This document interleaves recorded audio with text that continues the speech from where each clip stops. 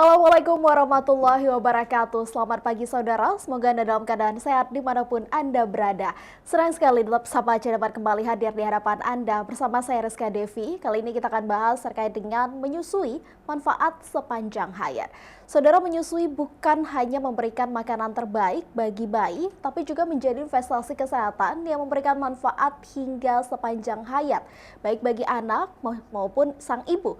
Meski demikian, masih banyak mitos dan kendala yang membuat proses menyusui belum berjalan optimal. Dan untuk membahas topik ini secara lebih komprehensif, sudah hadir di studio Kompas TV, Dr. Aslinar, SPA, M Biomed, Ibu Ketua BP2 ASI IDAI Aceh.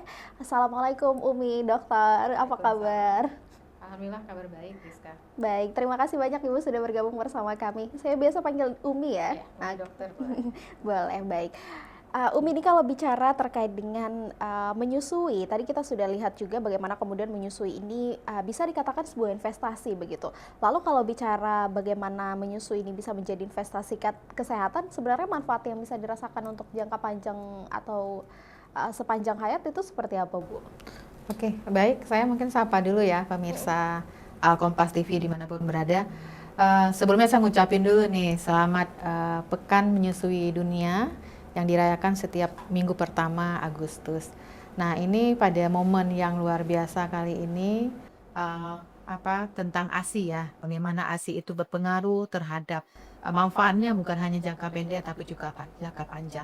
Kita tahu bahwa ASI itu mengandung zat gizi yang sangat dibutuhkan oleh bayi, semua zat gizi yang sangat luar biasa ya.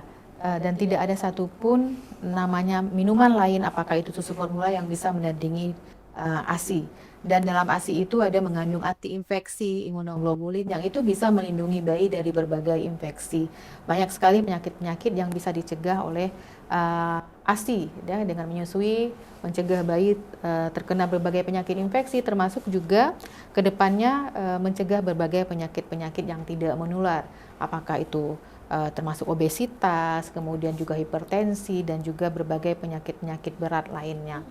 Nah, kemudian ASI itu juga secara emosional juga mendukung kesehatan bayi, dan kemudian juga ASI itu sangat mudah dicerna sesuai dengan saluran cerna bayi. Dan semua bayi yang mendapatkan ASI itu dari banyak penelitian itu adalah tercegah dari stunting, kemudian dari berbagai masalah gizi yang lainnya. Kalau kita bicara bayi, kemudian kita juga tidak terlepas bicara ibu. Seorang ibu yang menyusui bayinya juga sangat bisa terhindar dari berbagai kemungkinan terjadi perdarahan, kemudian berbagai penyakit ibu yang bisa dicegah dengan dia menyusui, termasuk kanker ovarium, kanker payudara, gitu bisa tercegah dengan dengan menyusui. Kemudian ibu-ibu yang menyusui itu secara emosionalnya juga lebih sehat ya, kesehatan mentalnya itu sangat bagus ya ibu-ibu yang menyusui. Banyak ibu yang terlepas dari depresi postpartum, dari dari berbagai masalah berkaitan dengan kesehatan jiwanya. Karena pada saat menyusui itu ada bonding antara ibu dengan bayi, secara emosional itu luar biasa.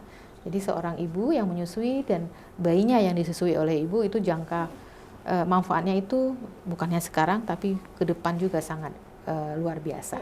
Berarti memang kalau bicara manfaat ini untuk bayinya juga bisa meningkatkan imun ya, salah satu cara untuk menjaga kesehatan si bayi dan juga si ibu tentunya. Ya. Tapi Umi dokter, ini kalau bicara banyak sekali mitos yang tersebar di masyarakat begitu.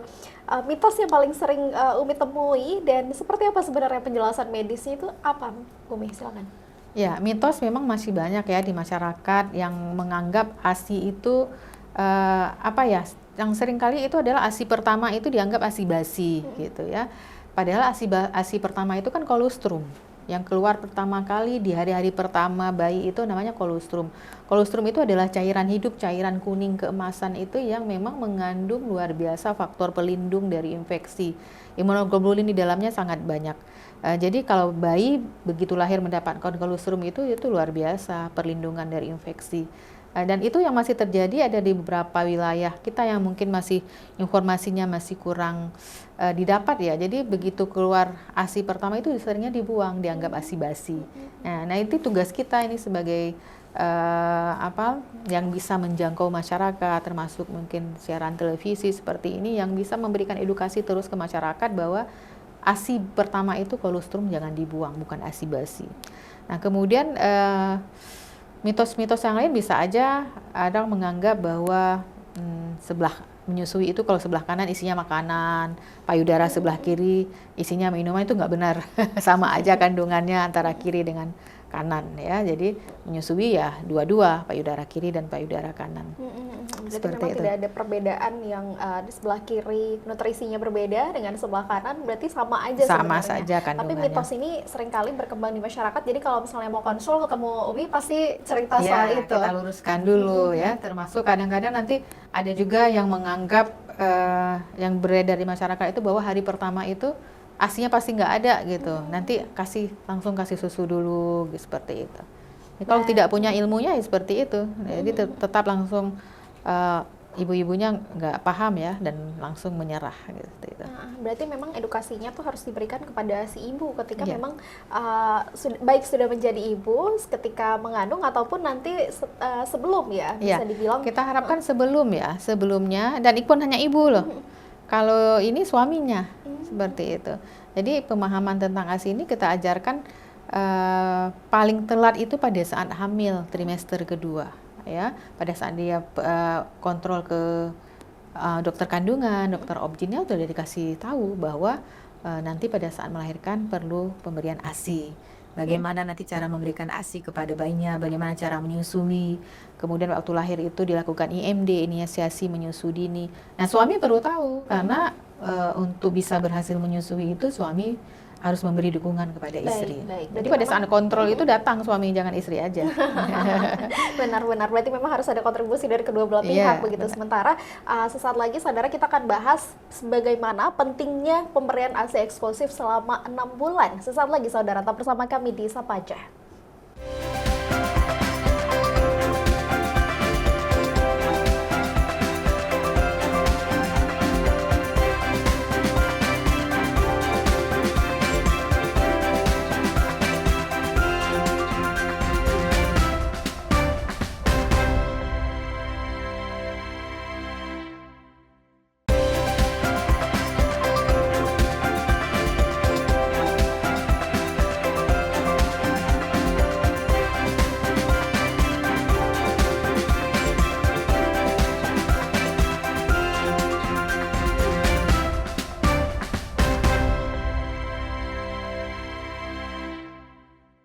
Ya saudara, terima kasih Anda masih bersama kami di Sapa Aja. Kita masih membahas terkait dengan menyusui, manfaat sepanjang hayat. Tadi bersama Umi Dokter kita sudah bahas bagaimana kemudian menyusui atau pemberian ASI itu punya banyak sekali manfaat tidak hanya kepada si bayi tapi juga kepada ibunya. Kemudian juga kita melihat bagaimana edukasi terkait dengan menyusui atau seperti apa manfaatnya ataupun hal-hal lain itu juga penting diketahui, tidak hanya si ibu tapi juga suaminya begitu Bu. Sementara kalau kita lihat seberapa penting si ibu atau bagaimana kemudian pentingnya pemberian ASI eksklusif yang dilakukan selama 6 bulan pertama di kehidupan bayi ini, seperti apa Bu? Oke. Nah, ASI eksklusif itu kan hanya memberikan ASI saja ya, tanpa pemberian makanan, minuman lain. Tidak perlu air putih, tidak perlu teh, tidak perlu air tajin, apalagi madu, itu sama sekali nggak boleh. Jadi 6 bulan pertama itu hanya ASI saja. Kenapa ASI saja? Karena ASI bisa memenuhi 100% kebutuhan bayi. Semua bisa terpenuhi oleh si bayi itu sendiri. Sampai 100% bisa terpenuhi. Jadi nggak usah ragu, nggak usah khawatir kalau ASI itu nggak cukup untuk bayi gitu. Yang penting dilakukan adalah si ibunya belajar dulu, belajar didampingi oleh si ayah sejak kehamilan, belajar bagaimana cara menyusui yang benar. Begitu lahir bayinya, ibunya nanti bisa menyusui dengan baik, tahu nanti bagaimana cara menggendong bayi, tahu nanti bagaimana mulut bayi itu harus terbuka lebar supaya ASINya mudah masuk, supaya ASINya bisa ditelan oleh bayi, itu perlu ibunya tahu harusnya kapan saja diberikan ASI, karena ASI itu perlu diberikan setiap bayinya minta ya diberikan, jadi ASINya on demand, kapan sesuai dengan permintaan bayi. Kemudian ibunya perlu tahu ada yang namanya formil, ada yang namanya hinmil, itu beda. Jadi dalam setiap proses penyusuan itu ada keluar dulu ASI awal yang lebih encer, kemudian keluar ASI akhir. Kita harapkan pada saat menyusui itu bayinya dapat formil dan hinmil, jadi keduanya perlu gitu. Yang di awal itu mengandung banyak protein, laktosa, mengandung air, yang di akhir itu banyak lemak. Jadi perlu juga lemak untuk menaikkan berat badan, seperti itu. Jadi semua kandungan ASI itu perlu diberikan kepada bayi. Jadi itu dia kenapa ASI eksklusif sangat penting, karena itu di dalamnya juga ada anti-infeksi, di dalamnya ada kandungan hormon pertumbuhan yang sangat diperlukan oleh tubuh. Jadi kalau misalkan katakanlah ada iklan-iklan susu formula mengatakan dia sama dengan ASI, itu tidak benar. Tidak ada, sampai sekarang tidak ada susu formula yang bisa menyamai kandungan ASI. Karena dalam ASI itu, kalau yang lain mungkin bisa, karbohidrat mungkin laktosanya bisa ditiru, proteinnya bisa ditiru mungkin ya, tapi yang namanya anti infeksi nggak bisa ditiru oleh susu formula. Yang namanya hormon pertumbuhan tidak bisa ditiru oleh susu formula. Jadi tidak ada satupun susu formula yang bisa menyamai kandungan ASI. Maka itu pentingnya. Itu 6 bulan memang ASI full, tidak perlu yang lain. Tapi nanti si ibu perlu belajar supaya ASINya cukup untuk bayi, gitu. Tahu cukupnya, berat badan naik sesuai dengan kriteria seharusnya, sesuai dengan grafik, ada grafik WHO ya. Ibu-ibu punya buku pink, bisa nanti dimasukkan di situ. Tiap bulan bawa bayinya diperiksa, ditimbang, diukur panjang badan biar tahu. Karena kriteria ASI cukup itu dari berat badan. Cukup atau tidak naiknya, kemudian dibuang air kecilnya cukup atau tidak, seperti itu. Berarti memang harus dimaksimalkan 6 bulan ini si bayi mendapatkan ASI yang sesuai begitu ya. Karena memang ada tahapan-tahapannya nutrisi seperti yang tadi Umi sampaikan. Kemudian kalau misalnya tadi kita lihat juga bahwa pemberian ASI itu tergantung demand si bayi, tergantung permintaannya bayi. Itu seperti apa kalau misalnya kita lihat ibu-ibu yang mengaku produksi ASINya sedikit atau justru tidak cukup, penyebabnya apa Bu? Seperti apa? Atau mengatasinya seperti apa juga? Sebenarnya kadang-kadang itu lebih banyak kekhawatiran si ibu sih. Banyaknya kadang-kadang nggak percaya diri ya, nggak percaya diri karena kenapa? Biasanya ibu tuh nggak percaya diri itu karena kurang dukungan gitu. Bisa dari keluarga besar atau malah suaminya nggak mendukung untuk si ibu bisa menyusui. Misalkan dia sudah lelah, baru siap melahirkan, tapi harus menyusui bayinya, mengerjakan pekerjaan segala macam, jadi berpengaruh ya. Karena kalau ibu stres itu produksi ASI juga berkurang, ASINya jadi nggak lancar ya. Kemudian hal-hal yang lain yang berpengaruh ya, tadi mengatakan ASI kurang bisa dari cara menyusui tadi yang saya sampaikan. Ada namanya posisi dan perlekatan. Posisi dan perlekatan itu perlu kita ajarkan di awal-awal menyusui itu. Kita lihat, ajarkan bayi, ibu tuh menyusui bisa sambil duduk, bisa sambil tidur, itu perlu belajar cara bayi seperti apa, muka mulutnya perlekatannya seperti apa. Kali kalau posisi dan perlekatannya tepat, maka bayi itu akan mudah mendapatkan ASI seperti itu. Kemudian ASI kurang bisa aja, misalkan karena yang tadi saya sampaikan, ibunya mungkin lagi stres, lagi ada masalah, ya penyebabnya bisa ke produksi ASI bisa menurun seperti itu. Baik. Berarti memang sebenarnya butuh dukungan ya juga terhadap lingkungan ya, kemudian juga peranan suaminya supaya si ibu ini bisa memberikan ASI yang maksimal kepada bayi. Kalau misalnya kita lihat ibu-ibu yang bekerja itu seperti apa Bu? Tipsnya mungkin agar bisa tetap memberikan ASI kepada si bayi tanpa membebankan atau mengganggu aktivitas sehari-harinya, seperti apa? Ya, benar sekali. Nah, kalau ibu-ibu pekerja itu biasanya kita sarankan sejak hari pertama udah mulai menabung ASI, belajar memerah ASI gitu ya. Karena memang bekerja ke kantor nggak mungkin bawa bayi gitu ya. Kecuali memang ada kantor-kantor tertentu yang memang menyediakan tempat penitipan. Jadi bisa ibunya pada saat waktunya dia ingin menyusui, menjumpai bayi, semuanya bisa, tidak perlu memerah. Tapi itu kan rasanya belum ada ya, di Banda Aceh rasanya belum ada, atau di tempat lain. Belum tentu, itu semua tergantung kebijakan kantornya. Boleh tidaknya si ibu sebentar-sebentar untuk menyusui bayinya. Nah, yang kita harapkan adalah kita ngajarkan ibu cara memerah ASI. Memerah ASI itu boleh dengan pompa, boleh dengan tangan. Jadi nanti kita juga ajarkan bagaimana dia menyimpan ASI-nya, kemudian pada saat memberikan ASI kembali seperti apa, gitu. Jadi si ibu itu perlu belajar dalam arti nanti supaya nanti walaupun dia sudah bekerja, ASI itu tetap diberikan walaupun tidak menyusu langsung. Jadi selama si ibu bekerja, bayinya diberikan ASI perah dengan media. Biasanya kita sarankan cangkir atau pipet boleh atau gelas gitu ya. Tidak diberikan dengan dot. Karena pemberian dengan dot seringkali efek sampingnya adalah bayinya bingung puting. Nanti pada saat ibunya pulang lama-lama dia nggak mau lagi nyusu langsung seperti itu. Nah kita harapkan pada ibu pada saat dia sudah pulang kerja langsung menyusui lagi bayinya, menyusui langsung atau DBF ya istilahnya ya, direct breastfeeding atau DBF. Jadi begitu di rumah dia langsung ke nyusui bayinya. Begitu Sabtu Minggu libur nyusu bayinya, tidak pakai media lagi kalau dia ada di rumah. Kecuali dia sedang bekerja nanti ada orang lain yang membantu memberikan ASI perah. Berarti memang kalau kita lihat ini lebih kepada bagaimana kemudian ibu juga tahu bagaimana caranya memerah ASI, kemudian juga bayinya gimana menyimpannya agar kandungan nutrisinya itu tentu tidak rusak ya, Umi. Sementara kita akan bahas sesaat lagi saudara terkait dengan bagaimana sosialisasi atau edukasi yang diberikan, juga terkait dengan bagaimana regulasi yang menanggulanginya. Sesaat lagi saudara tetap bersama kami di Sapa Aja.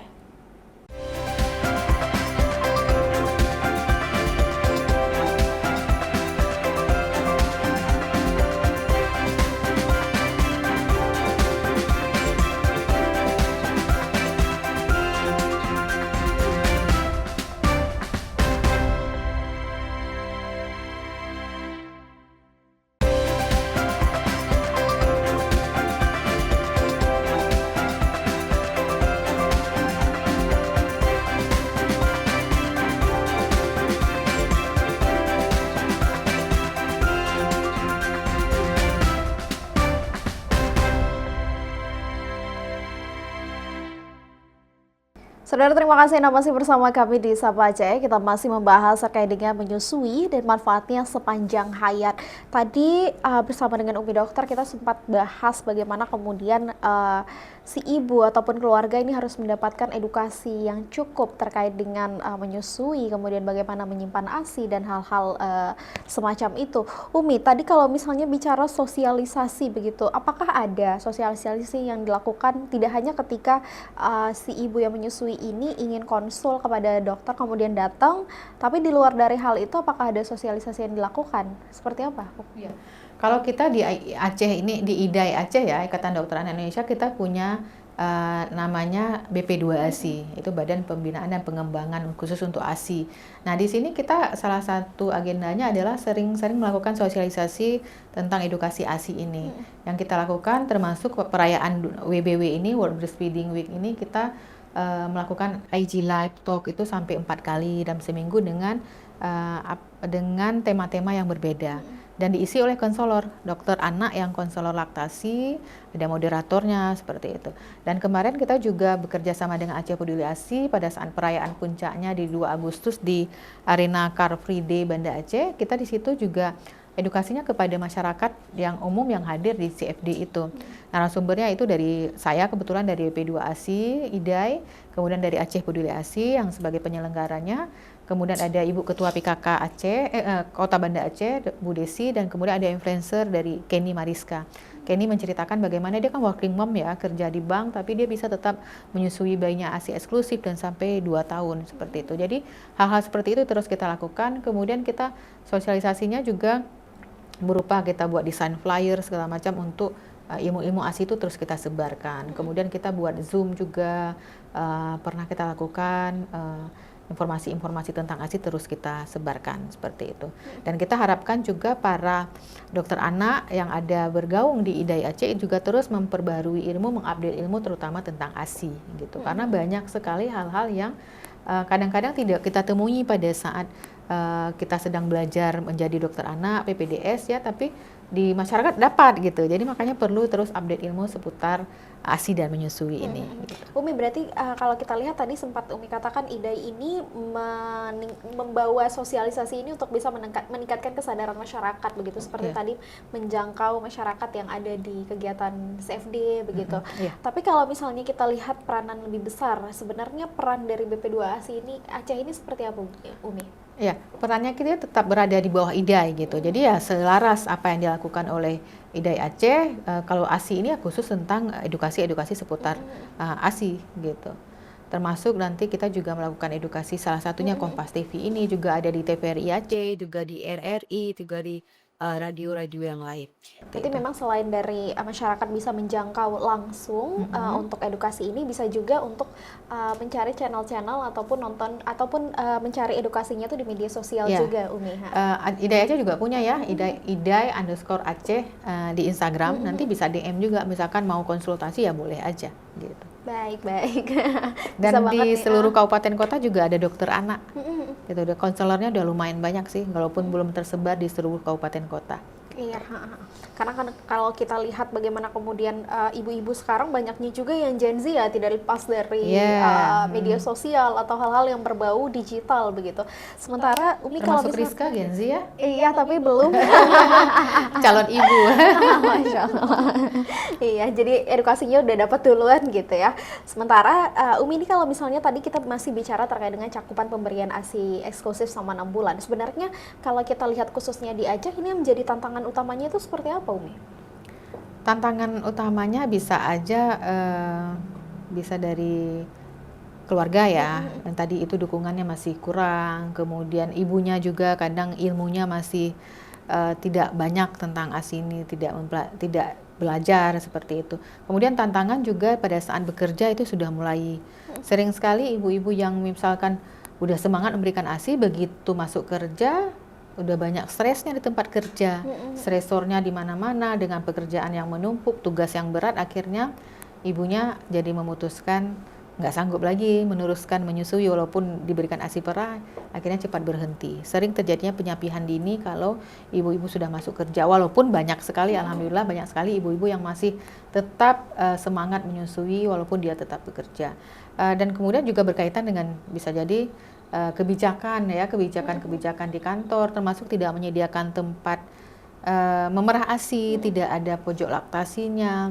Sering kadang ibu-ibu memerah ASI di musola. Nanti kan lagi merah ASI kan ada orang lain gitu. Kadang harus memerah ASI di bawah meja.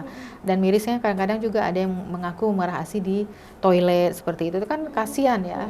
Nah, kita harapkan semua harusnya itu sebenarnya itu amanah dari Undang-Undang Kesehatan tentang ASI eksklusif itu tentang ASI, bahwa setiap kantor itu dan juga setiap prasarana umum termasuk di terminal, di bandara, dan banyak tempat umum lah segitu ya, termasuk di pasar itu harus ada tempat ruang laktasi. Jadi si ibu bisa dengan mudah masuk ke situ menyusui bayinya, bisa mengganti popok, dan ruangannya itu tidak bisa asal-asalan, ruangannya ber-AC, dingin, ada sofa, ada wastafel, ada kulkas. Kalau tidak ada kulkas nggak masalah sih, maksudnya yang membuat nyaman ibu bisa duduk dengan enak untuk memerah ASI. Nah, ini yang kita harapkan disediakan di semua tempat kantor pemerintahan dan tempat-tempat layanan umum seperti itu. Berarti memang kita harapkan ketika nanti menyusui atau memperah ASI itu bisa punya lingkungan yang nyaman dan tentunya ada privasinya begitu. Iya benar, nggak mungkin kan memerah sembarangan seperti itu ya. Sementara Umi kalau kita lihat sebenarnya kalau pemberian ASI eksklusif ini kan 6 bulan begitu. Tapi kalau kita lihat kembali terhadap regulasi seperti tadi bicara kebijakan begitu, ada Pergub nomor 49 tahun 2016 ini bicara sebenarnya berapa jangka waktu cuti yang bisa diberikan untuk ibu di masa menyusui ini? Apakah 6 bulan atau yang berlakunya 3 bulan itu seperti apa? Kalau yang berlaku sekarang berjalan kan 3 bulan ya cuti PNS itu ya, biasanya 1 bulan sebelum melahirkan, 2 bulan pada saat melahirkan. Tapi ada ibu-ibu yang memang tidak mengambil cuti sebelum melahirkan tapi ngambilnya 3 bulan gitu. Nah memang benar tadi ada Pergub nomor 49 tahun 2016, Pergub ASI eksklusif judulnya, dan salah satunya adalah cuti menyusui itu, cuti melahirkan itu 6 bulan. Dan kita sangat apresiasi pada saat itu adalah almarhum gubernur kita ya, Abu Doto, Dr. Azaini Abdullah pada saat itu mengeluarkan itu, dan kita sangat senang yang sebagai orang yang sangat mendukung ASI ini, pendukung pegiat-pegiat ASI sangat bahagia keluar pergub ini. Dan sempat terlaksana ada beberapa rasanya PNS yang dapat anugerah itu. Tapi kemudian karena politis saya walau alam ya tidak berjalan. Baik, Kak. Kebetulan memang Dr. Zaini pada saat itu tidak terpilih lagi, terpilih gubernur yang lain. Saya nggak tahu kenapa tidak dibicarakan lagi, apa emang tidak berlanjut seperti itu. Baik. Berarti memang untuk implementasinya ini masih perlu dipertanyakan Iya, begitu. Sementara gitu. memang saudara kita harapkan banyak sekali kebijakan dari pemerintah yang bisa mendukung atau melindungi regulasi-regulasi yang ada terkait dengan ibu cuti melahirkan, kemudian juga cuti menyusui. Dan Umi, terima kasih banyak perbincangan kita di Sapa Aceh kali ini membahas terkait dengan menyusui dan manfaat sepanjang hayat.